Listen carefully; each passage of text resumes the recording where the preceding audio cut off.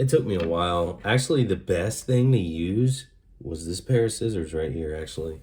I went in there, and if you can see it now, you see where the ground wire is? There, that angle maybe? If you can see. But I set that ground wire right there, and it was actually, I used the scissors to kind of just, and I grabbed the metal part because you definitely don't want to cut the wire.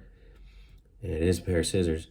And I just kind of like put the scissors, there we go. There's some, kind of put it on the little circle hook and just kind of moved it over and held it right there. And then I found that if I put the hook or the ring on the top part of the plastic, the white, and then kind of hooked it on there, and then I kind of maneuvered the rest of it into position, I can finally like kind of anchor that yellow wire, and I shouldn't be yanking on it too much more. It's got me nervous how that one little wire it's got. But anyway,